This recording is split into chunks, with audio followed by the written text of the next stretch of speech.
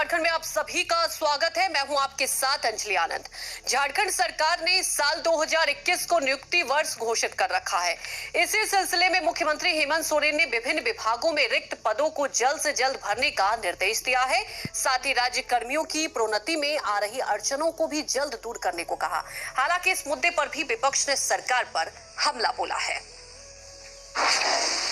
युवाओं के लिए गंभीर सरकार, रिक्त पदों को भरने का हुआ आदेश, तो रोजगार पर छिड़ा सियासी राह। मुख्यमंत्री हेमंत सोरेन ने विभिन्न विभागों में रिक्त पदों को जल्द से जल्द भरने का निर्देश दिया है। साथ ही राज्य कर्मियों की प्रोन्नति में आ रही अड़चनों को भी जल्द दूर करने को कहा है। इसके लिए मुख्यमंत्री ने 1 महीने के अंदर नियुक्तियों में आ रही बाधाओं को दूर कर विज्ञापन की कार्यवाही शुरू करने को कहा है। खुद मुख्यमंत्री ने ट्वीट कर इसकी जानकारी दी। उन्होंने लिखा कि आज मैंने राज्य के मुख्य सचिव, कार्मिक विभाग के प्रधान सचिव, झारखंड कर्मचारी चयन आयोग के अध्यक्ष एवं महाधिवक्ता के साथ बैठक कर विभिन्न विभागों में रिक्त पदों को यथाशीघ्र भरने का निर्देश दिया है।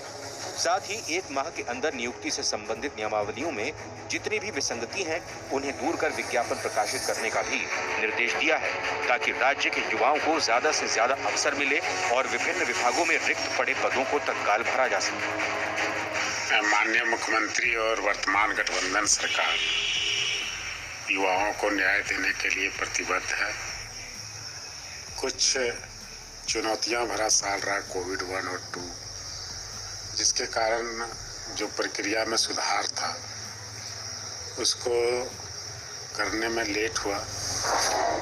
झारखंड में कुल 5,25,000 पद हैं, जिस पर 1,95,000 कर्मचारी तैनात हैं। वहीं लगभग 3,29,000 पद खाली हैं। गृह कार्य एवं आपदा प्रबंधन विभाग में 74,000, स्कूली शिक्षा विभाग में 1,04,000, कृषि विभाग में 3,500, स्वास्थ्य विभाग में 35,300, विधि विभाग में 4,036, पेयजल एवं स्वच्छता विभाग में 3,464 और पथ निर्माण विभाग में 2,000 पद खाली हैं। ऐसे में राज्य के युवा सरकार के फैसले से खुश नजर आ रहे हैं। काफी दिनों से झारखंड सरकार द्वारा कोई जॉब वैकेंसी नहीं आ रही है, लेकिन हाल ही में मुख्यमंत्री जी द्वारा आदेश दिए जाने पर झारखंड में भी सरकारी नौकरी मिलने की आसार नजर आ रही है। मुख्यमंत्री द्वारा रोजगार सृजन योजना से हम सारे युवाओं में एक नई उम्मीद जगी है, जिससे हम अपने स्टडी पे फोकस कर सकते हैं कि आगे चलकर हम भी झारखंड सरकार द्वारा निर्मित रोजगार सृजन योजना का लाभ प्राप्त कर सकें। युवाओं का सपना पूरा होने वाला है, क्योंकि कल की कैबिनेट मीटिंग में श्री माननीय हेमंत सोरेन ने यह फैसला लिया है कि नियुक्ति प्रक्रिया 1 महीने के अंदर शुरू होने वाली है।